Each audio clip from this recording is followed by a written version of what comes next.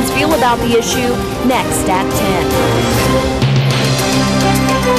10. You're watching Color 10 News at 10 in high definition. An Ozarks amusement park wants you to know its safety procedures to ease fears after a roller coaster death in Texas. Good evening, I'm Ashley Ketz. We're glad you could join us. A woman fell off this ride and died last Friday at Six Flags in Arlington. An eyewitness says just before that ride took off, the victim asked an attendant to double check her safety restraint. The Arlington Police Department has ruled out foul play. Six Flags says it is conducting its own investigation into why those restraints failed. New tonight at 10, Kevin Schwaller looks into Missouri's safety policies. A spokesperson for Silver Dollar City says the industry has seen an incredible improvement in technology in the last couple decades. Sensors, brake systems, rollback systems. Today we found out what people have to do in Missouri to keep rides running safely. It is the lifeblood of this industry to be safe. The lifeblood, because despite the fear that's part of the thrill on roller coasters in these parks, to ride every person needs to know they will finish unharmed. In Missouri, owners of amusement rides must have an annual inspection of the attraction by an approved inspector. They are also subject to spot inspections. Lisa Rao with Silver Dollar City explains this park's standards. And what we do here is everything within our power, whether it is the annual inspections, the monthly, the weekly, the daily, multi-layered inspections of each and every ride. We give you absolute, our heart and soul, that we are giving you the safest place we can. And owners must have a minimum of $1 million insurance policy in Missouri. If there is a death or serious injury, owners have to contact the state fire marshal's office immediately, shut down the ride, and it can't reopen until the state has conducted an investigation and deemed the ride safe. Certified inspector Ken Martin tells CBS News there is a lack of state and national oversight on amusement park accidents. Now, a trade group says the chance of being seriously injured on a ride at a fixed site park in the U.S. is 1 in 24 million. Thanks, Kevin. New tonight, a plane has safely made an emergency landing at the Springfield Branson National Airport. This is new video. We just got into our newsroom. It happened within the last hour. An airport spokesman says the pilot of an American Airlines flight reported smoke in the cockpit and said the left engine was out. 40 people were on board. There were no injuries. This plane, we're told, took off from Dallas and was headed to Champaign, Illinois. New information tonight on the search for a missing mother with Alzheimer's. The family of Helen Cook met with Benton County Sheriff today to form a new plan of action. She vanished from Warsaw more than a week ago. This new plan includes re-interviewing witnesses and using Kansas City canines to check for fresh scents. This Thursday, the family hopes to have 100 to 200 volunteers for an arm-in-arm search in the field where Helen Cook was last seen. New at 10, Springfield police investigate 2 armed robberies that happened within hours of each other on the west side.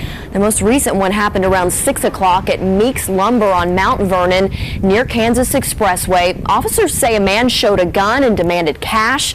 The earlier robbery was around 1:30 this afternoon at the Family Dollar on West Grand, also near Kansas Expressway. Police say it's too early to tell if these robberies are related. An Ozarks church plans to increase security after a man fired a gun during a service yesterday. The suspect is 48-year-old Ernest Smith. He's accused of shooting into the floor of the First Baptist Church in Norwood, Missouri. That is in Wright County. Investigators say 2 men in the pews tackled Smith and held him until deputies arrived. When Smith was on the ground, the gun went off again, putting a bullet through this church's ceiling.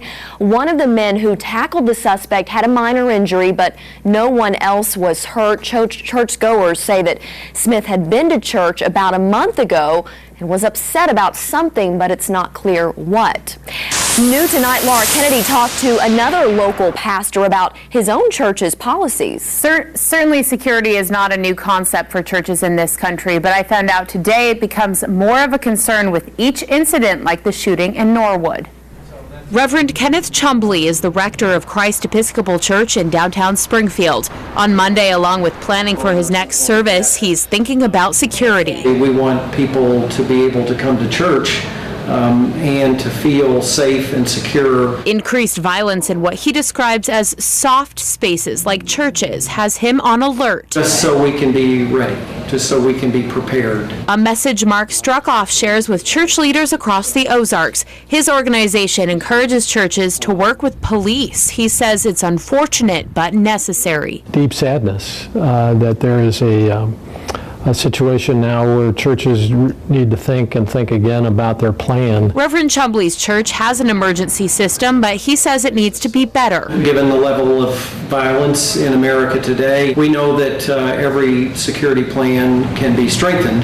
Part of an increased security plan would be having more people stationed at these doors during services. But comfortable security is a tough balance for churches to strike. People want to feel like they're entering into a worship space, not into a secure zone with a perimeter, with guards on the perimeter. Christ Episcopal has never seen a violent act, and Chumbley hopes his church stays a place free of potential violence, but that it is prepared just in case. And the Springfield Police Department does have some tips for church safety on their website. You can find that link on this story at ozarksfirst.com. Thanks, Laura. New at 10, a well-known Springfield restaurant owner has died. Many people called Ruth Freeman Aunt Martha. She owned Aunt Martha's Pancake House. The restaurant's Facebook page announced Freeman's passing. Though she was not really the Martha that actually started this business, which is on Glenstone, she had run the Pancake House since 1964. A Springfield business has some repairs to make after last night's surprise tornado. It touched down a little after 7 o'clock near Cairo and Pickwick. The tornado was on the ground for less than a minute. It took down a couple of trees. It blew out the front window of this store, Other Mothers. Now, no injuries were reported. The National Weather Service rated the tornado an EF0. Chief Meteorologist Jamie Warner has more on this storm and maybe some others coming up this week, Jamie. Yeah, yesterday afternoon or yesterday evening situation, sort of a rare event, and it's not typically what you expect when you get tornadoes. Basically, yesterday we had a setup for run-of-the-mill showers and thunderstorms, and that's what we saw. In this case, though, one of those rapidly developing showers produced a tornado, also called a landspout. What happened basically is we had unstable air that developed yesterday afternoon with some daytime heating. There was probably a leftover boundary which was generating a little bit of rotation in maybe like a horizontal tube near the surface. Well, as that instability developed into that rapidly developing shower, that stretched that vortex and that turned it into a brief tornado. And landspouts tend to be that, brief and weak, and this one was with winds of 60 miles per hour or less. Outside right now, things are quiet, probably for the time being, though. It looks like we could see some scattered thunderstorm activity try to develop before sunrise on Tuesday, and this will be just one more in which will be several more rounds of rain and thunderstorms which will occur this week. So it looks like sort of a busy forecast over the course of the week ahead. More on that coming up. Thanks, Jamie. We'll see you in a few minutes. More than 500,000 customers expect to receive a portion of a class action lawsuit against Skechers shoes. Skechers agreed to refund $40 million worth of Shape-Up shoes because of allegations that the company's advertising campaign was misleading. Cullerton's Nathan Vickers reports doctors do not believe the shoes are a miracle cure. Shoes with comfort and style designed to make you more fit, healthier, and yes, happier. YouTube viewers can still find advertisements from Skechers, claiming the line of shoes called Shape-Ups will help its wearers achieve their fitness goals. You'll turn your workout into a part of your everyday life without ever going to the gym. And Miriam Merrifield says when she bought the shoes, they did seem like a good fit. When I went to the store, I tried them on, I loved them. Really comfortable, very, very comfortable. But 6 months later, it was a different story. She hadn't lost any weight, and she was developing ankle problems. Anyone I see them wearing those shoes, I said, very deceiving. Merrifield owns a shop in downtown Branson, which means she has to walk a lot during the course of the day. Now she has to take a break every 2 hours just to treat her feet. I cannot do no exercise whatsoever. I cannot walk for distance at all. Podiatrists like Dr. John Roller say no shoe can do what Skechers claimed in its ads. There's no special secret magical design that's going to help And shoes can make a difference of whether or not you're able to be active, and that's the only way, a shoe can help you. But he also says that the shoes are highly unlikely to damage feet, and that in many cases he recommends similar shoes to his own patients. That rounded sole can replace some of your need for flexion of your feet and your ankles. Merrifield chose not to take part in the suit against Skechers because asking for a settlement could have kept her insurance company from paying for her surgery. Right now I'm focusing on taking care of the problem.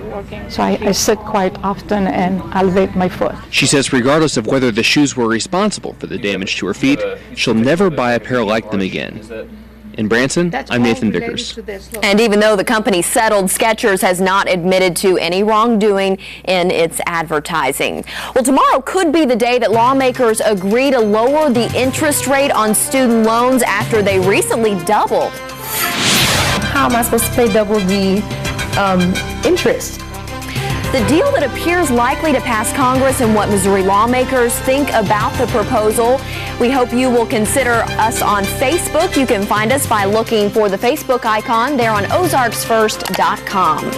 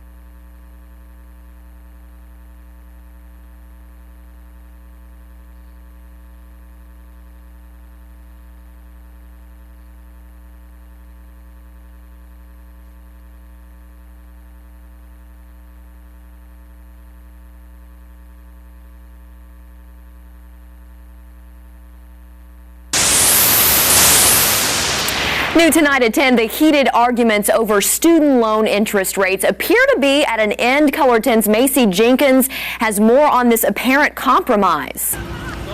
A bipartisan group of senators appears to have reached a deal that would reverse the recent increase on student loan interest rates. Congress's inaction allowed interest rates to double to 6.8% for more than 7 million university students on July 1st. What my parents are making isn't doubled, like my income that's coming in isn't doubled. So how am I supposed to pay double the interest? University of Missouri student Alexis Rogers has one of those subsidized Stafford loans and wants Congress to act fast. Even at the age of 33, Congressman Jason Smith agrees and says the issue hits close to home. It wasn't too long ago. I was in college, and I'm still paying my student loans. Senator Claire McCaskill is looking for a long-term solution that both sides can support. I think there's a compromise we can find, which would be to let the rates float slightly with hard caps so that a student would never face a big jump in an interest rate. If passed, the deal will keep interest rates low for the next 2 years. It will also tie interest rates to financial markets, but with a cap. These caps will stand at 8.25% for undergrads, 9.5% for grad students, and 10.5% for parents. Andrew Kelly is the resident scholar on education policy studies for the American Enterprise Institute. He says for Senate Democrats, when it comes to higher interest rates, deficit reduction shouldn't be a part of the equation. All of this deficit reduction talk is sort of based on this notion that we have this big pot of profit, quote unquote, to sort of sprinkle around and pay down the deficit with from the student loan program. But that all depends really on how we do the accounting. As for Rogers, she says dragging this out any longer scares her. In Washington, Macy Jenkins.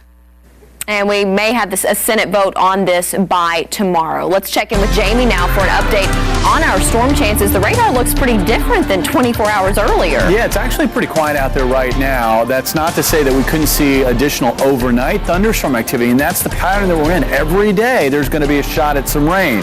The tricky part of the forecast is timing when it's going to happen. We'll take a look at our chances and when I think we may see that rain coming up.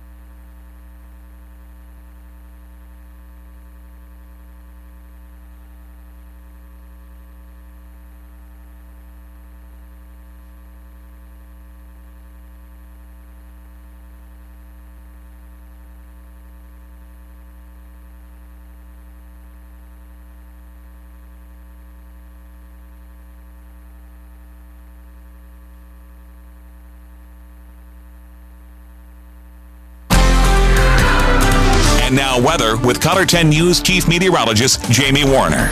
Actually, a beautiful night out there. Skies have cleared out and conditions actually feel pretty good across most of the area.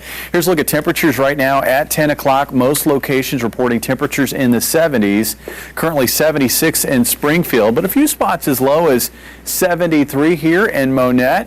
To the north, though, you can see temperatures are a bit warmer. This is an area that really got rather warm today, making it into the low 90s. This was an area that did not see any impact from showers or thunderstorms, and that allowed those temperatures to warm to the warmer levels that we saw in those areas. Kind of an interesting radar image. Showing you ground clutter right now, but radar actually picking up something interesting earlier this evening.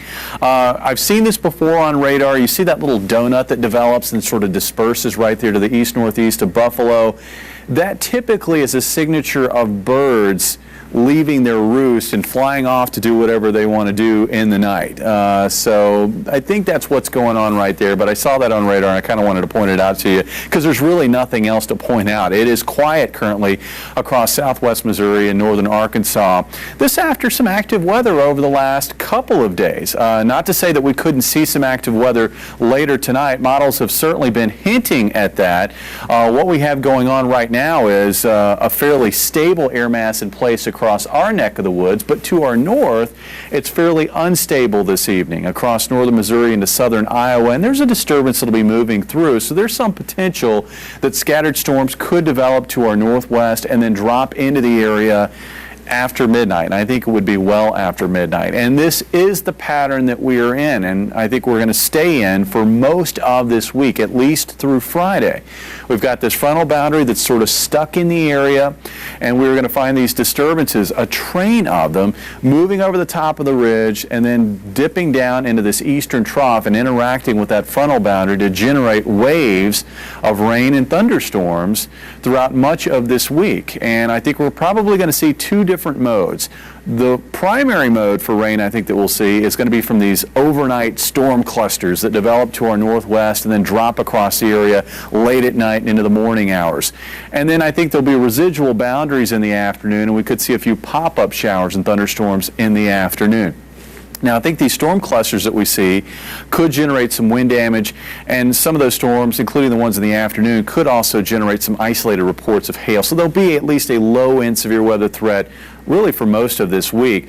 Also, we'll be looking at the chance for some much-needed rainfall, maybe 1 to 3 inches, generally speaking, through Friday, with a few spots possibly seeing more than that. Our model data, again, still hinting at maybe some scattered thunderstorm activity very late tonight into the morning hours on Tuesday. If we don't get it tonight or tomorrow morning, that would tend to, I think, enhance our thunderstorm threat tomorrow afternoon. And then it looks like Tuesday night into Wednesday, we will likely see another round of rain and thunderstorms develop and move across the area, with that activity pushing out Wednesday morning and quiet weather returning for Wednesday afternoon. Now, that'll be temporary. We'll get a day on Thursday of quiet weather with another round of storms likely to move through on Friday. That last round on Friday will likely push the cold front far enough south so that we see a couple of days of quiet weather Saturday and Sunday. And behind that front, actually some fairly pleasant weather, at least by July standards, with lows in the low to mid 60s and highs in the mid 80s this upcoming weekend. Until then, again, we're going to continue to find these episodes of rain and thunderstorms, but it won't rain the whole time, obviously. And we also need to pay attention. Just what happened yesterday shows us. Severe weather can happen even when you don't expect it. All right. Thanks, Jamie. Hit well to center field. Back goes Kane. He's got it with a great play. Can the Kansas City Royals climb back into the race? Highlights from the K and your timeout responses. That's next.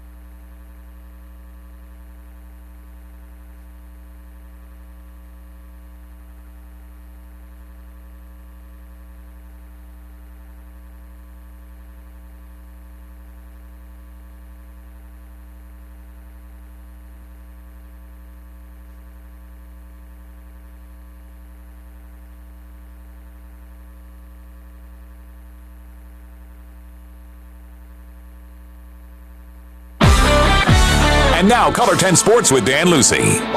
Springfield Cardinals opened up a 7-game homestand tonight at Hammons Field against Tulsa.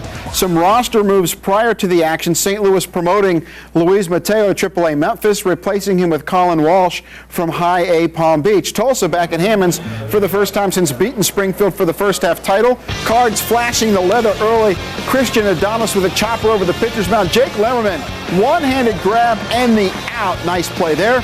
Bottom of the first, 2 outs, and Ruben Gotay would rip this rocket to right that goes over the boards and gone. His 12th home run of the season. That makes it 1-0 Springfield. Tulsa answers with the long ball, though. 4th inning, Kyle Parker would take this one to center over the Budweiser sign and gone. A solo shot, and we are tied at 1. And then later in that 4th inning, Tyler Kuhn with the bases loaded, singles to right. Kyle Rowling scores to make it 2-1 Drillers. Springfield threatening in the bottom half, though. Cody Stanley up to bat.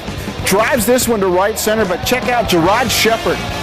Diving catch to end the inning and the threat. Cardinals, though, rallied late to win. James Ramsey homer in the 8th. Bases loaded, hit batsman in the bottom of the 9th. Springfield wins 3-2.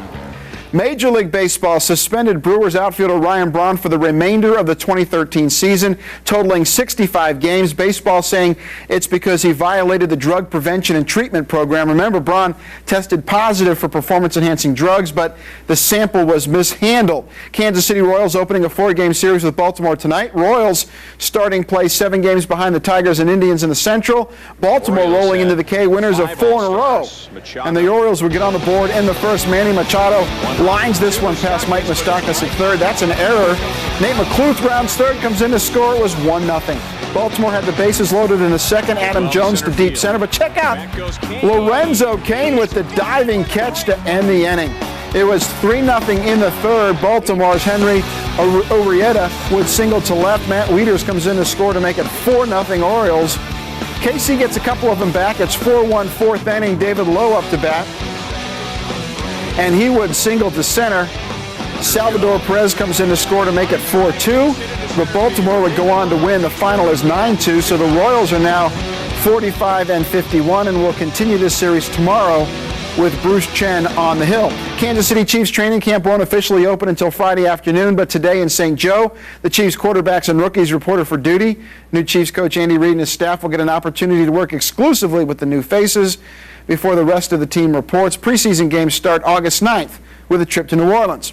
Now back to our timeout at 6 o'clock. We talked college football in the Southeastern Conference. University of Missouri making its SEC debut a year ago. The question tonight, are you happy that Mizzou is in the SEC? Last year, the Tigers struggled in the best football conference in the country. Mizzou losing 7 games, won only 2 conference games, and did not play in a bowl game for the first time since 2002. Last week, reporters who cover the SEC voted that the Tigers will finish second to last in the East. My opinion, Mizzou is very fortunate to be invited into the most exclusive college football club in the country. It's a good thing. I asked for your opinions. Bob disagrees, emailing, if making money is the goal, Mizzou made the right move, but if winning a conference title and playing in a bowl game is the goal, they'll continue to struggle for a few years. Mizzou will be lucky to go 6-6 this year. Eddie off of Facebook says they need exposure to get the bigger names, and if they lose more than 4 games this year, Pinkel will and should be fired. Now, Glenn's on my side. I think it's an absolute honor for Mizzou to be part of the SEC. No better conference, and financially speaking, it's a home run for the school. The team will one day be national champs because of this decision.